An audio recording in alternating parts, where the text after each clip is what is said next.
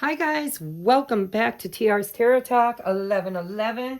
I am here to do another review, or at least a walkthrough, unboxing of one of 6 decks that I got from an anonymous donator right before Christmas. I promised to do a unboxing and review of each deck, and I haven't had time. I've already done, I think, 3, but I haven't done all of them, so we're gonna get busy today. So I just took the paper off of this. I always like to clear space. I put intentions in a candle. I've got my sage going. So this is the Storyteller Tarot by David DePasquale. I can't pronounce it. DePasquale. All right. On the back, it's a very nice box. See, I like these that come in these really nice boxes. It says, Tarot meets the greatest stories ever told, combining the insight of traditional tarot messages with myths and folk tales from around the world. The 78-card deck includes bold animation-inspired artwork depicting the clever characters, mystical animals, ferocious beasts, and powerful deities passed down through the ages. The guidebook features excerpts from the epic stories and a magical new way to read the cards through a narrative lens. The Storyteller's Tarot serves as a beautiful reminder of the way humanity can connect, communicate, and come together across space and time. All right, so now listen, in the past, I've done these really long videos, and I've noticed in my analytics that people just don't want to hear me talk. They just, they want to see the deck, they click through, and then they click off. So what I'm going to do is I'm going to open the deck. I'm going to open the book. I will show you the card, and I will show you the book. I will hold it up. I'm going to stand up to do this so that you can see each card. And then we're just going to go through it quickly. In the near future, I intend to do a reading with all 6 decks. I'm just going to incorporate all 6 of them, and we'll do a mystery reading and see what Spirit wants to bring through. But for right now, we're just going to do a walkthrough of the deck. So I'm unsealing. Nice, crisp, clean. All right, I'm going to stand up for this because we're going to go through this quickly. I'm going to show you the beautiful artwork. Here is the Fool. And here is the book. You can screenshot it or just pause it and read it if you're interested in this deck.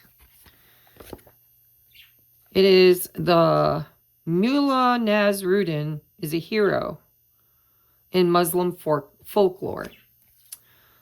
All right, I'm just going to tell you who the characters are. You're going to have to read the book.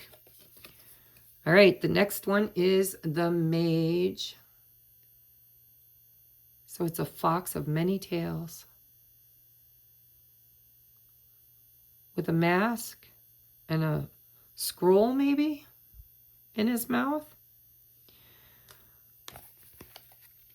Here is the page for the Mage. In Japanese culture, kitsune are magical shape-shifting foxes with up to 9 tails.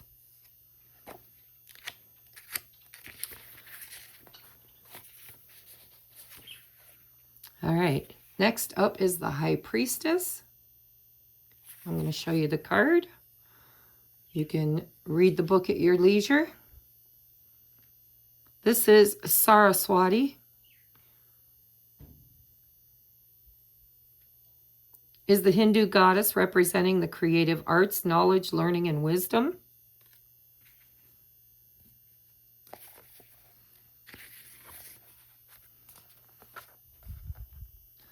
We have, here's the book, you guys. Just pause it, read it. And here is the artwork of the Empress, Lady of the Lake. So that's through Arthurian legend. The Lady of the Lake refers to a human enchantress in the body of medieval literature and myth associated with the legend of King Arthur. Okay, then we have the Emperor.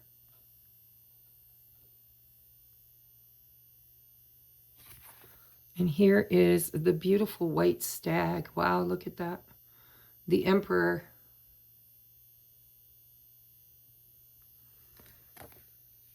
The white stag is an elusive creature that can never be caught, representing the quest for spiritual knowledge and myths and legends from around the world. Okay, up next is, sorry, I gotta move my chair so I can stand. The Wisdom King, Feudo-Myo-O, with a rope to bind the wicked demons in his left hand and a sword to cut through ignorance to his right. Feudo-Myo-O seeks to convert anger into salvation, as he is the protector of the truly faithful. So I'm going to show you the Wisdom King, which is, of course, the Hermit.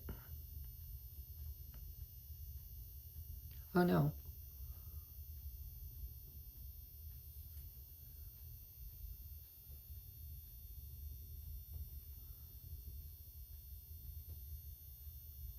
What is the Wisdom King? It's 5, right? Yeah, that's Hermit. Oh my God, guys, my brain is fried. All right, we're going to move on to the Lovers. Everybody loves the Lovers. Here's the book. Don't ask me to pronounce that. But in ancient Hawaiian tradition, one story tells of a beautiful princess named Napaka, who was madly in love with the handsome fisherman Kau.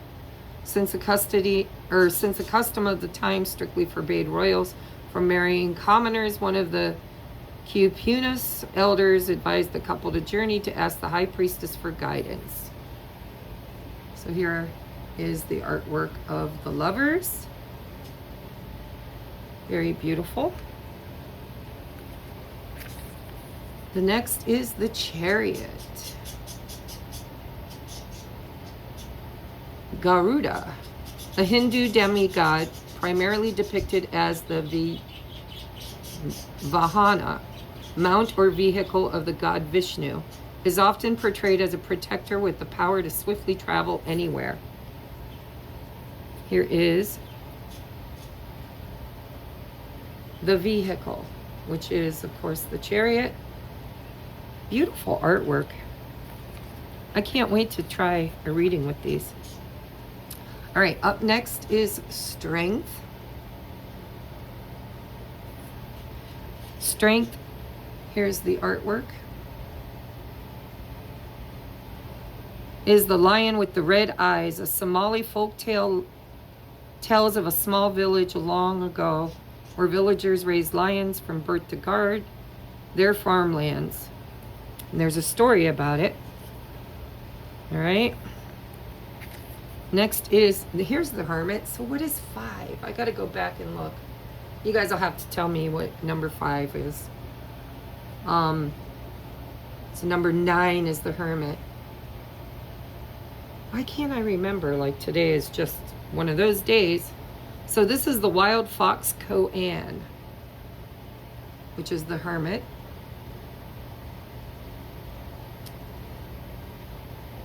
And I'm not really sure what this, it seems like the wild fox is going downstairs. Or maybe coming back. Looks like the ears are heading up the stairs. That looks like Anubis. So a Koan is a story, dialogue, question, or statement used in Zen practice to test a student's progress by provoking the great doubt. God, I think I'm in that. I think I'm in that. All right, up next is the Wheel of Fortune. Ouroboros. The Ouroboros is usually depicted as a snake or dragon eating its own tail and symbolizes the concept of eternity and endless return, rebirth, self-reliance, and nature cycles.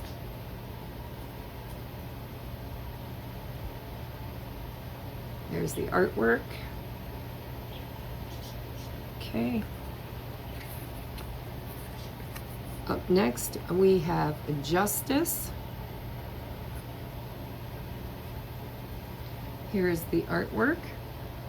The weighing of the heart. In the ancient Egyptian religion of the New Kingdom, the ceremony of the weighing of the heart allows the gods to judge the worthiness of a person's soul after their death. And let me tell you, I channeled this. I totally channeled this years back when I first opened my channel. I talked about the heart with wings. Heart as light as a feather. That is really clearing karma, clearing trauma, healing, repentance, forgiveness. All of that comes to lighten the heart, part of the awakening. All right, up next is the Hanged Man.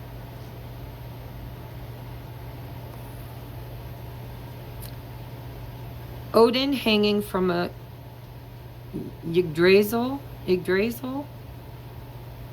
I don't know how to pronounce that. In Norse mythology, Yggdrasil, the sacred ash tree, stands at the absolute center of the cosmos, tended by the three Norns, the Norse version of the Fates, who watered it from the magical well of Ur. Its roots connect to the 9 worlds. So here is Odin hanging from the tree. I'm going to love this deck. Whoever donated it, if you're watching, I'm going to love this because I love mythology and I don't know all of it. And so this is going to be a good diving off point for me to learn some of these stories and mythology. All right, up next is Death.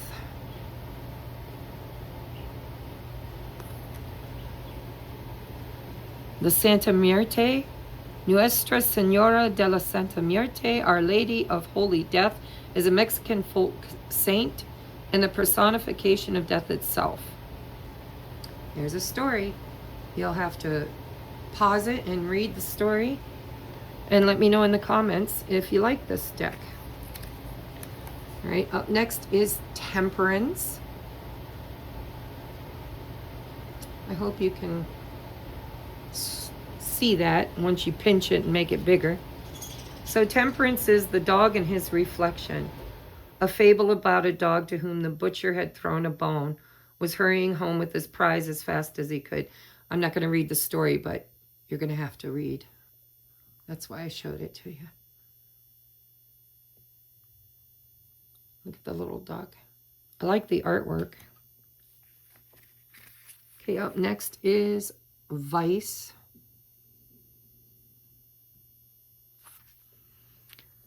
The Moby Dick. Everybody knows who Moby Dick is. An American novel that tells of eventual quest of Ahab, the captain of a whale ship who lost his leg to the white whale. Here is the artwork for that. Up next we have The Tower. And here's the artwork. Pandora's Box.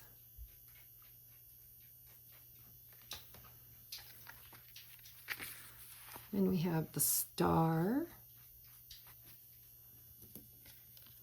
Quetzalcoatl.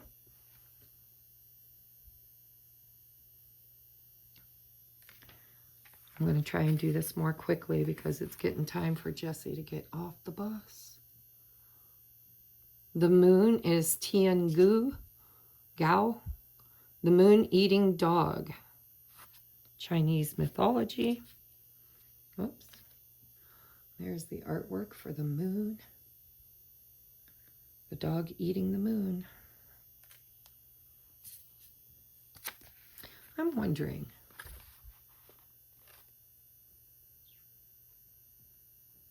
I don't know. I don't think you can see it from there. I have to stand. I hate standing because I'm cold.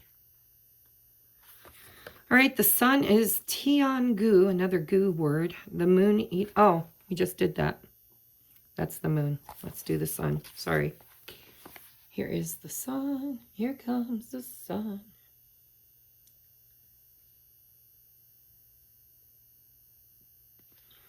And the sun is the huma bird. Middle Eastern folklore. It looks like a phoenix to me.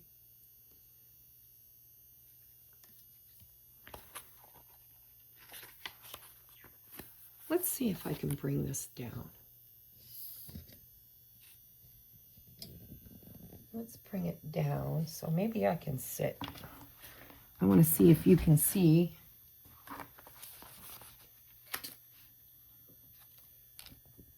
Maybe I'll hold them up. All right, here's the book. Oops. Judgment, the Divine Comedy. Purgatorio. Here is the artwork.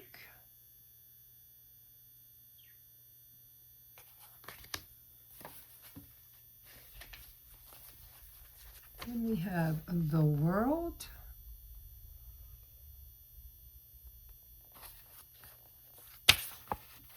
Trying to make it so you can see all of it. The world is a Bushango creation myth. And here is the artwork. I got the shakes. It's cold, you guys. I don't know where you live, but my heater runs nonstop and I'm still freezing. So the Bushango creation myth, the story of the Bushango people in the Democratic Republic of the Congo, tells of Mambo, the creator, a gigantic white-skinned deity. All right, now we're going to go through the minor arcana. Here is the Ace of Scepters, which is Ursa Major.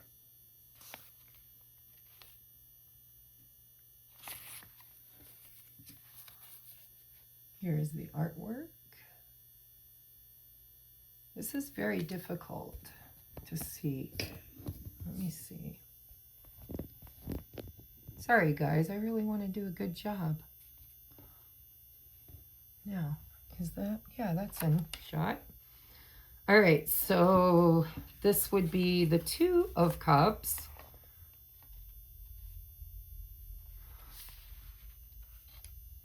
It's depicted by Pisces.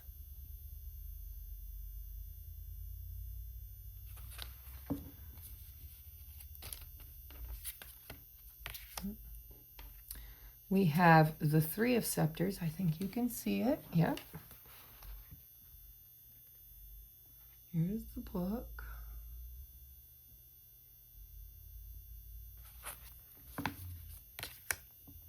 That is, oh, I'm sorry. Geez, guys.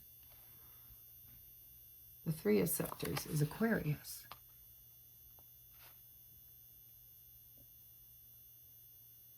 That was this one. Getting ahead of myself. All right, the Four of Scepters, of course, is Cancer, I'll bet. Yep, Four of Scepters is Cancer.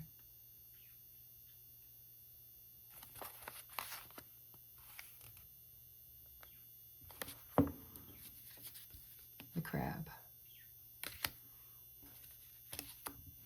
Five of Cups is Scorpio. Five of Scepters. It just doesn't want to show the whole thing. So it's Scorpio. Six of Scepters is Capricorn.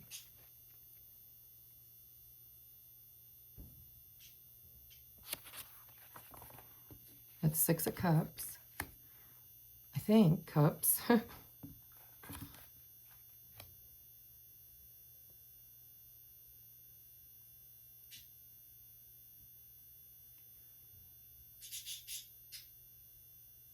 No, these are wands. Jeez. Scepters are wands. But they were naming all the water signs, so I was confused. All right, so these are wands. So we are now, we just did the 6 of wands, which was Capricorn. Now we're doing the 7 of wands, Canis Major.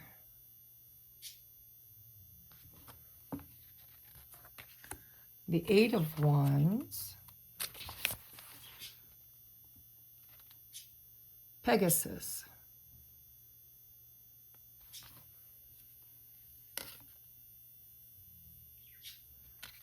The 9 of wands is Leo.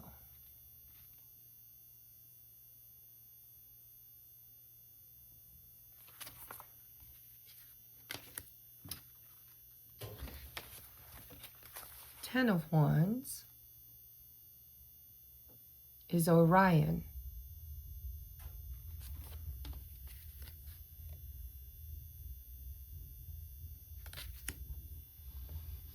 Page of wands is Sagittarius.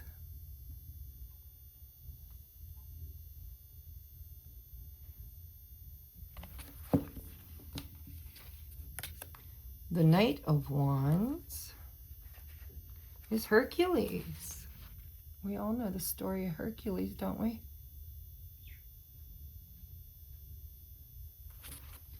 Let me know in the comments section which mythological, like what resonates with you most. Would it be Egyptian? Would it be Norse? Would it be Greek? Arthurian? Like what mythology do you really enjoy the stories or resonate with the stories of? Queen of Wands is Cassiopeia.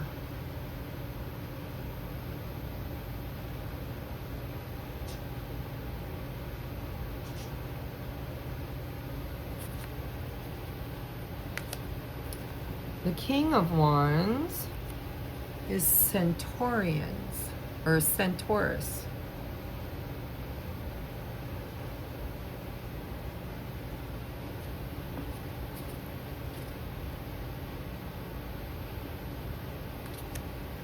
All right, now we're getting to cups. The Ace of Hearts is the Holy Grail. Pretty much in every deck. Here's your artwork.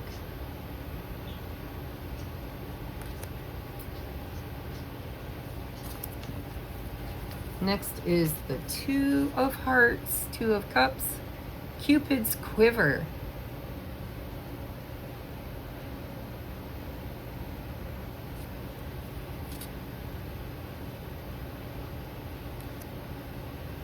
The Three of Hearts, look at it, looks like a reindeer. Santa's Magic Toy Bag.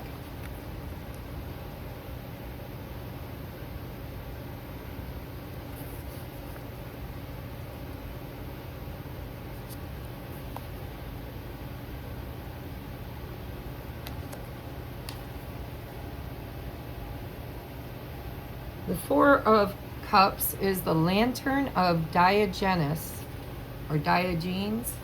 I'm not sure how you pronounce that.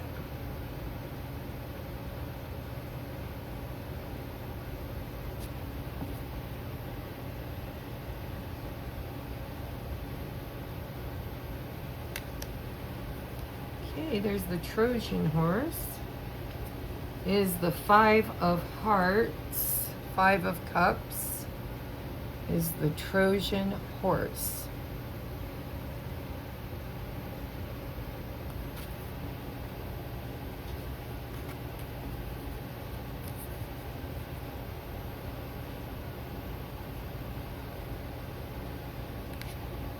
All right, the next one is the Six of Hearts, the Fountain of Youth.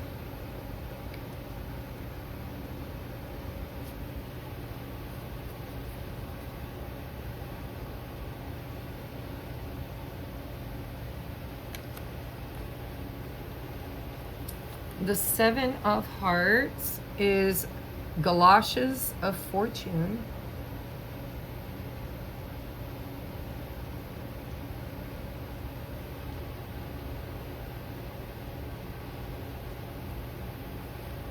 I need a pair of those. Like time travel. All right, the Eight of Cups or Hearts in this deck.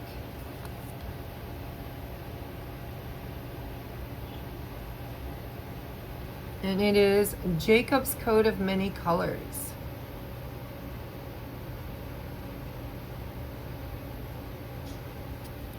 Colors back in those days were a sign of royalty. All right, Nine of Hearts. The magic lamp. This is Aladdin's magic lamp or similar.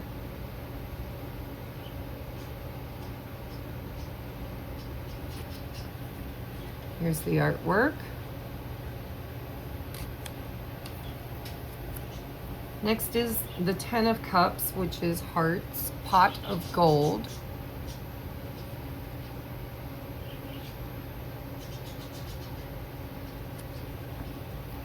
At the end of the rainbow.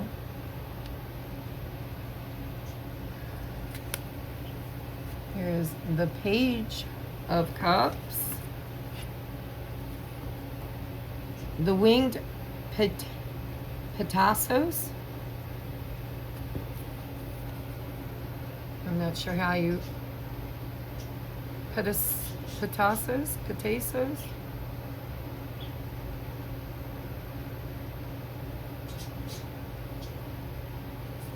Hermes helmet. There's the staff of Hermes.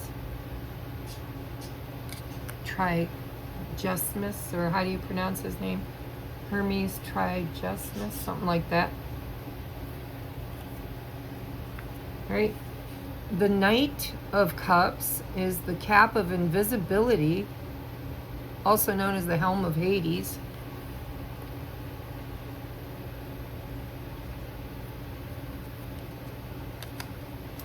The Queen of Hearts is the Horn of Plenty.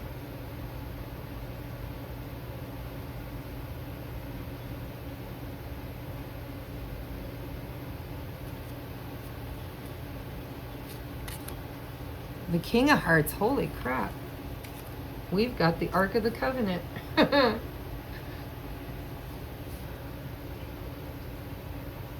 here is the book on the heart, or King of Hearts, King of Cups, the Ark of the Covenant.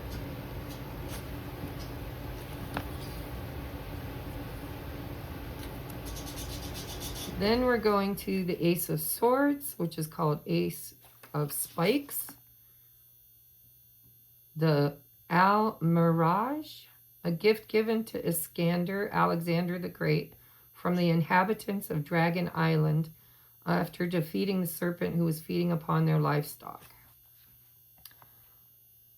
So, looks like a hare, rabbit, but it's Almirage. Here's the book.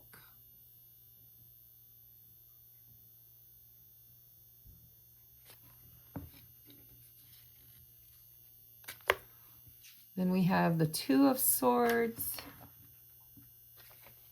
which is the Seal Key, rumored to live in the swamp of present-day Chilliwack, British Columbia, Canada. This sea serpent has the body of a snake and two horse heads on either end. I don't think that looks like a horse to me, but that's what the book reads. So here's the book.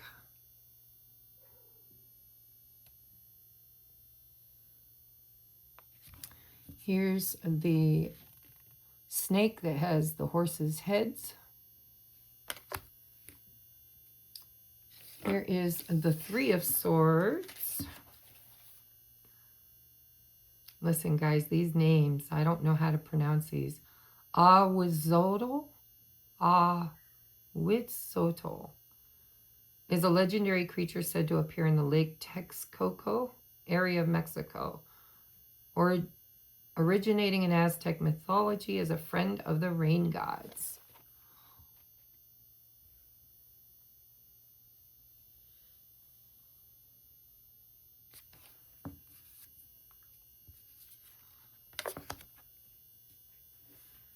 Okay, then we have the Four of Swords. Snow snake, the purported to be highly venomous. This snow-colored serpent cryptid thrives in cold temperatures and is only active during the winter months, much unlike their fellow reptiles. There's a story about it. So that's the Four of Swords. I'm going to spend some time with this deck, familiarizing myself. All right, next is the Five of Swords.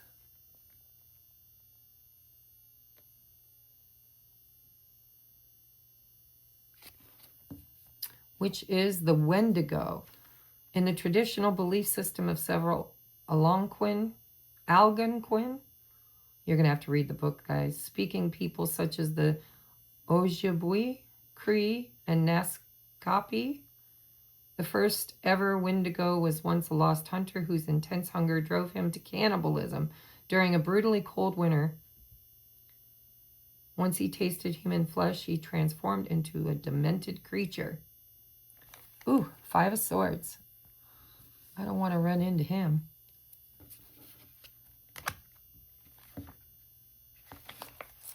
Okay, then we have the Six of Swords, which is werewolf. Wow, swords are depicted harshly. We all know what a werewolf is. There it is. Then we have Seven of Swords, which is the Beast of Exmoor. A large phantom cat said to roam the fields of Exmoor in Devon and Somerset in the United Kingdom. The beast has been known to sneak in farmers' fields in the dead of night and snatch their livestock. That makes sense for the Seven of Swords. Kind of thief energy.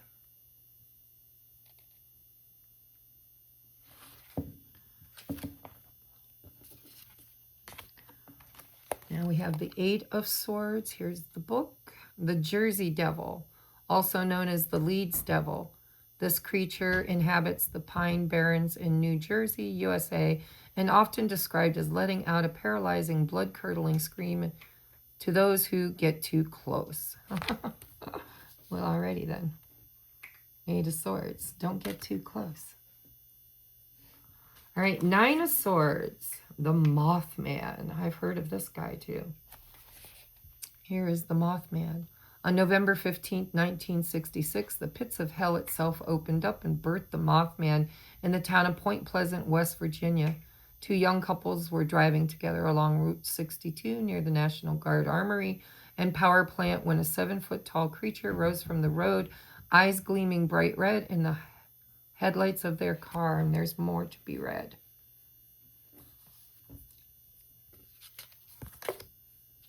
All right, the 10 of Spikes, or the 10 of Swords, is the White Lady. Betrayal of a love, murder, suicide, honor killings, husbands lost at sea. These are all common themes surrounding the global legends of the White Lady. You can read more about that in the book. And there's the artwork. Why are you growling? My kitty's growling at something. All right, the Page of Swords. Here is the book. Jessie, be quiet, please. The Will-o'-the-Wisp. Appearing near the ground as a ball of light or a small flame, the Will-o'-the-Wisp draws curious wanderers from marked safe paths. It appears farther back than if originally seen as it approached and can never be caught. You'll have to read more about that too. Then we have the Knight of Swords is the Thunderbird. A lot of people already know the story of the Native American Thunderbird. There's the artwork. Jessie, try to move quietly. I'm almost done. I got one more suit to get through. All right, we have the Queen of Swords. Oh, look at her.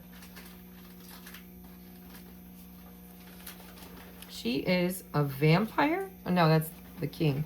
Baba Yaga. Baba Yaga. Proposed to live in a hut deep in the woods that stands... Jesse. My goodness. See, I tried to get done before he got home. Baba Yaga. Purported to live in a hut deep in the woods that stands on chicken legs. Baba Yaga can be spotted living or flying around in a mortar, wielding a pestle. She possesses the magic to help or harm, and many stories of Slavic folklore tell of her playing both malevolent witch as well as a more maternal role.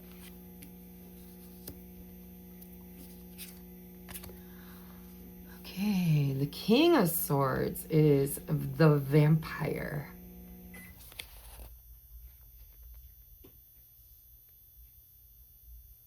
King of Swords. Sorry if this isn't real professional, guys. This isn't what I do for a living. I'm just trying to repay a very kind person by honoring their request. All right, last suit, guys. We have the Ace of Coins. Here is the book. You can screenshot or you can just pause and read. This is the Ox. The ox can sometimes be seen as a stubborn animal, but also a brave and impulsive one. The Two of Coins is the rooster.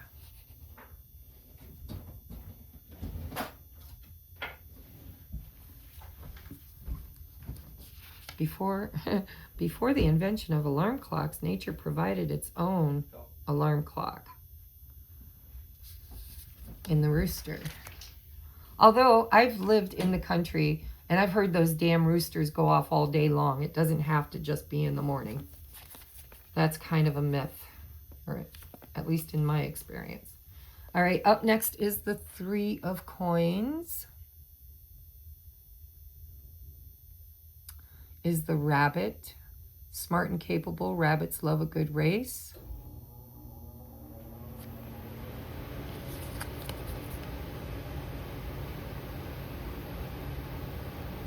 They work very well with others, Three of Coins, right? All right, the Four of Coins is the rat.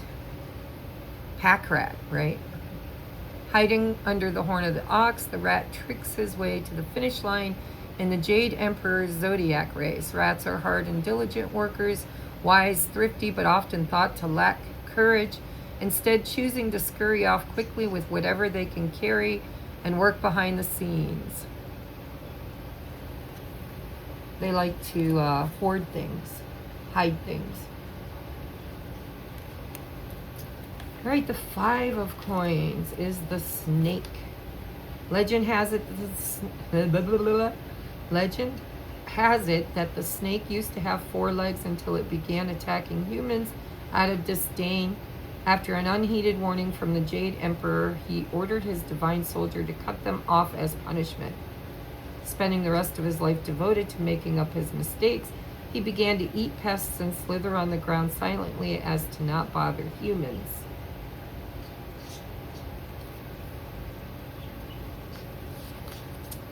It's lack, right?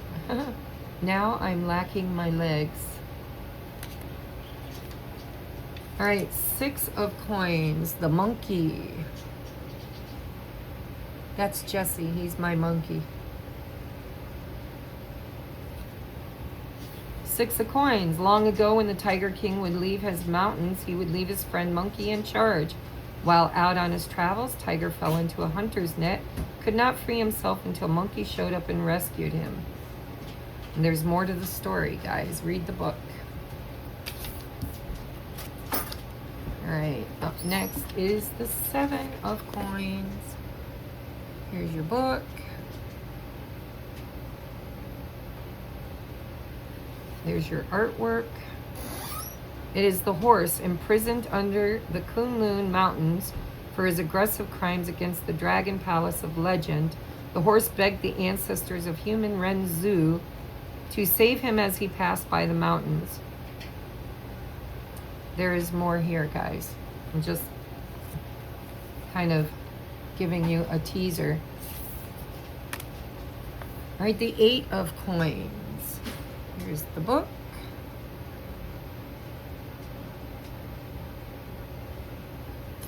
It is the sheep. The benevolent sheep was credited in legend as bringing grain and its harvesting methods to humanity.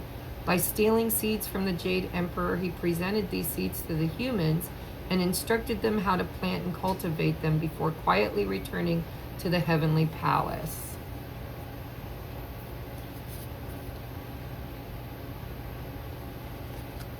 All right, the 9 of Coins.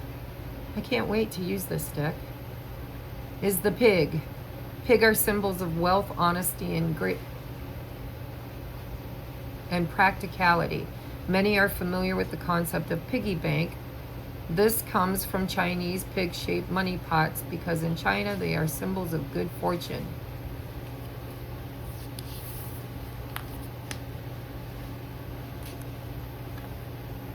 Ten of Coins. The dog. Loyal, honest, and sincere dogs have been humanity's best friends since the dawn of civilization. The great race for the zodiac dog finished the race across the river second to last. There's more here. Go ahead and read it, guys. All right. Up next is the Page of Coins, which is the Black Warrior of the North, closely associated with the winter season and the Wuxing element water. This guardian of the north in Chinese mythology is actually a unification between two creatures, the tortoise and the snake. The black warrior that was formed is said in some myths to have created the earth or assisted the god who did so. Page of Coins. There's your artwork. All right. Up next is the Knight of Coins. The white tiger of the west, ruling over the Wuxing element metal.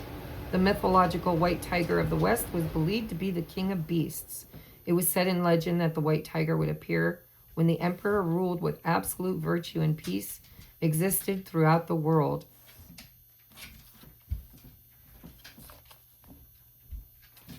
Okay, we're moving on. Almost done. 2 more. We have the Queen of Coins. Here is the book.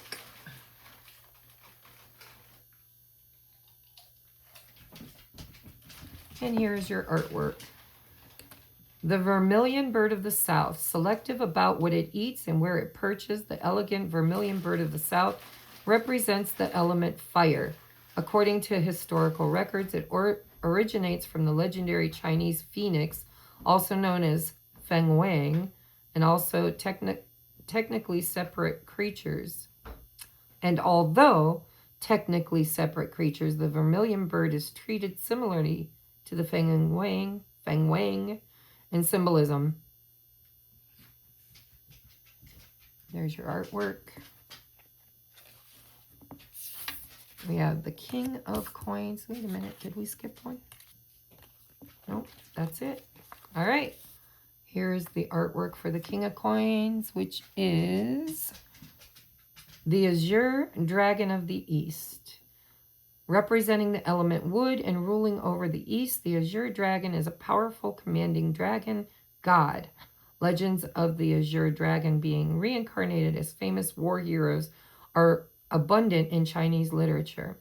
He will sometimes hold the title Supreme Holy Animal as a symbol of the emperor, such as Emperor Ming of the Wei Kingdom during the Three Kingdoms period. All right, guys, I hope you enjoyed this, and I hope whoever bought me these decks is watching and enjoys this. And I will see you on the next review. I think I have 2 left. I have this, I believe it's Sacred Medicine and the Divine Masters. So I'll catch you on the next upload, guys. Namaste.